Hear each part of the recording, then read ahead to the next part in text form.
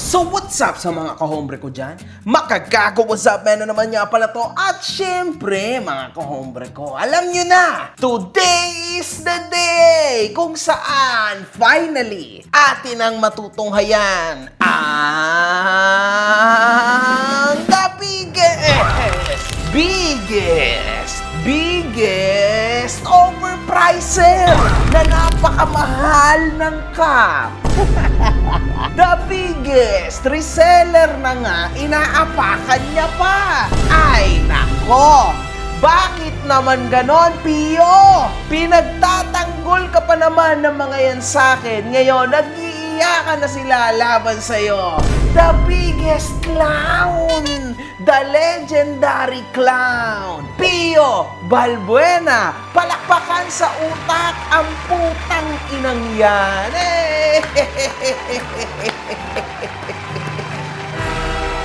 San Pablo'y! Hinahanap mo ba ako sa Facebook? I-follow mo na ako. Ito ang page ko.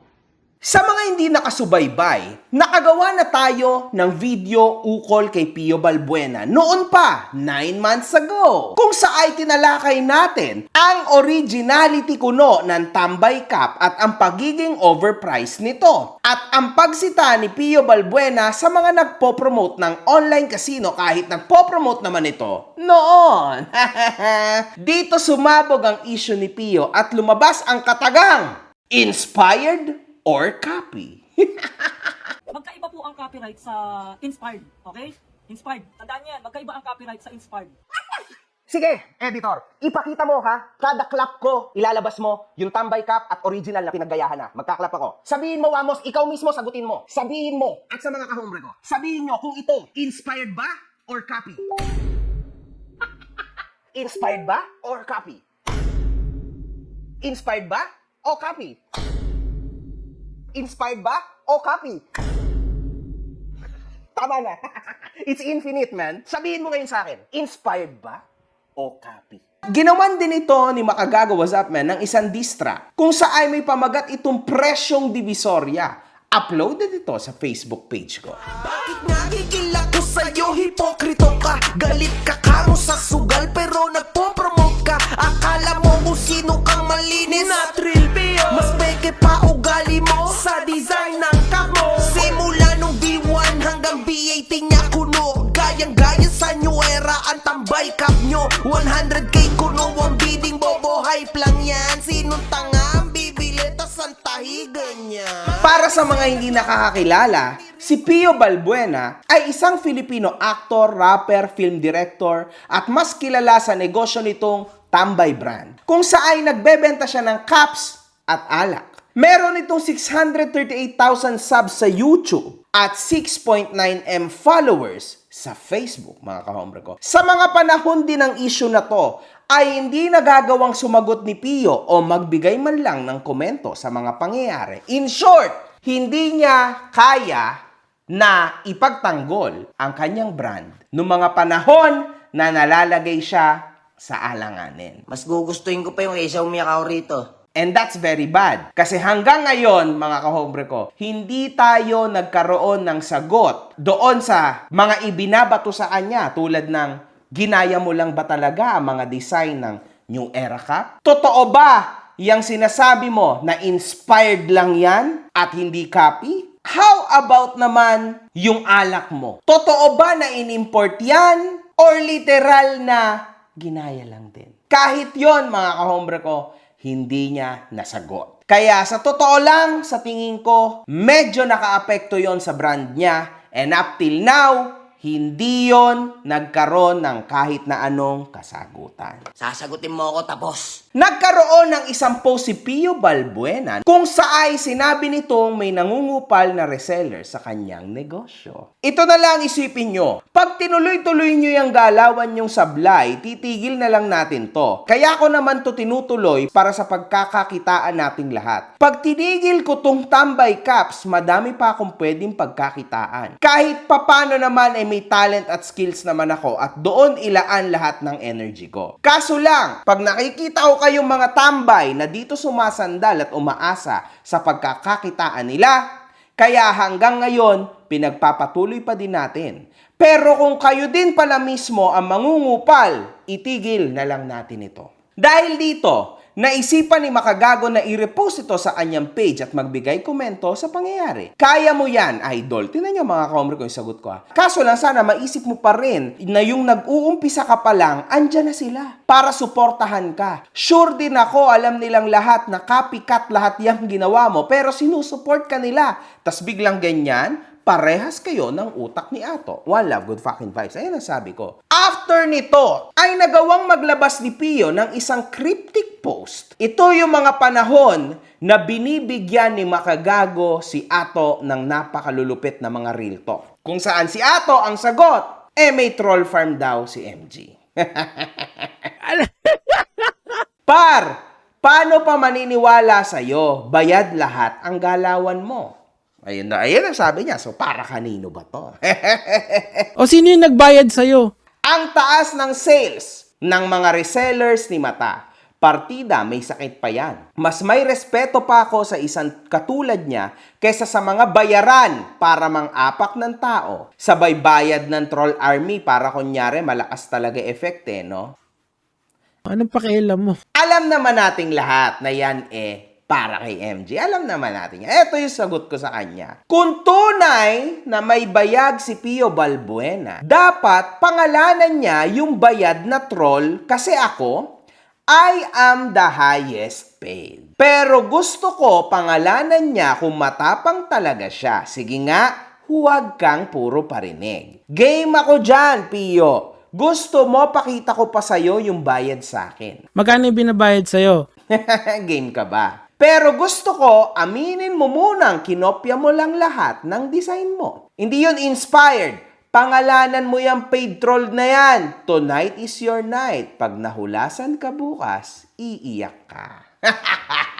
Hindi na naman po sumagot si Pio sa ating ginawang status na yan. Tanong mo sa akin yan pag nakakita mo ako ng personal. So, dyan makikita nyo na wala talaga siyang totoong intensyon o wala siya talagang kakayanan, mga ka-hombre ko, na humarap sa taong kinukumpronta siya. Kasi kinukumpronta lang naman natin si Pio. Hindi natin yan sinisiraan. Kinukumpronta lang natin kung bakit ganun kamahal yung tambay ka. Kung bakit parang allegedly ginagaya mo yung New Era Caps. Halos lahat ng design ginaya mo. Yung mga logo ng NBA, halos gayahin mo na lahat totally. Iniba mo lang ang pangalan. Nahiya ka pa. Sana inilagay mo na rin yung logo name nila, di ba? Kaso hanggang ngayon, wala pong naipaliwanag si Pio in regards to this. Noong July 9, naglabas ng isang video ang Cap Supplier kung saay sinabi nitong sinolo na ni Pio ang sahod ng mga tambay resellers.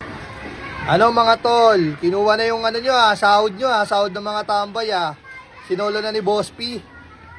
Mag-affiliate na lang lahat sa TikTok mga boss. Wala nang reseller, wala nang distributor. Ayon yan sa isang tao na ang pangalan ay Victor Azero, mga ka-hombre ko. Ayan po ang post niya. So kahit papano, mga ka-hombre ko, merong nag-stand up. Kasi sa totoo lang, naduduwagan ako sa mga tao na ito, no? Panay lang ang mga message itong mga to sa akin na kesyo ito yung sinabi ni Pio sa group chat namin. Ito yung sinabi ni Pio sa ganto namin. Minamaliit niya na lahat halos ng kanya mga reseller. Sabi ko, gusto nyo ba interviewin ko kayo? Hindi naman nagsisilabasan, hindi naman mga nagsisisagutan. Mga duwag. Putangin na nyo!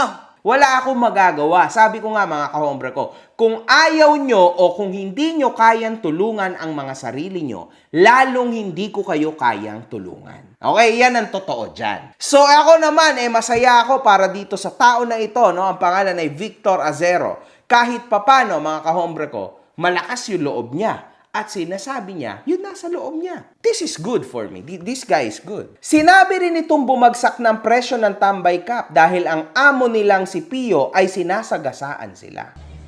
Bagsak na presyo ng tambay Wala, puro TikTok na lang gagawin natin. Magla-live na lang tayo sa TikTok. I-affiliate na lang natin yung Tambay Cup.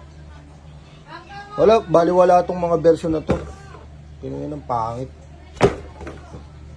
10,000 na lang, 6 na peraso. Tatapon ko to. After nito, nagawang mag-post ito muli ng isang video sa FB kung saan ay sinabi nitong patuloy niya pa rin kinukupal ang mga reseller niya. Ano boss, pagkatapos mong kopyahin yung mga vintage na design, kasagasaan mo yung mga reseller mo, gago ka pala eh. So, talagang ibig sabihin mga kahombre ko, sobrang pangit at lalapo ng ginawa ni Pio. Kasi imagine niyo mga kahombre ko, si Pio po ay nagbenta ng maraming cup, no? Sa mga reseller niya. Yung mga reseller niya, nabili yun sa mababang presyo through Pio. Maganda yung ginagawa ni Pio nung start. Minamarket niya yung tambay cup, alam niyo yon, minamarket niya kung saan ito, tas magko-comment doon lahat ng mga reseller niya, nakakakuha sila ng mga buyer. Kaso lang, mga kahombre ko, ngayon, nakita naman natin yung post ni Pio, no? Parang nababad trip siya kasi parang hindi gumagalaw yung mga reseller niya. Iniaasa lang siguro sa kanya. Tama? Hindi tayo sure kung ano ba yon, no? Kung ano yung mga pinagpo-post niya at anong ibig niya sabihin sa mga status niya na yon. Ngayon, mga kahombre ko, ano pa ang ibang ganap? Siyempre, si Pio po nainis. So, kailangan niyang makabenta kasi imagine niyo nakatambak sa bahay niya yung ibang cup. So, wala siyang choice, para sa akin, yun yung naiisip ko, kundi ibenta to sa TikTok shop, sa iba't ibang online na pwedeng pagbentahan, online shop. So, in short, nakibakas pa po siya sa mga sure benta na sana ng mga reseller.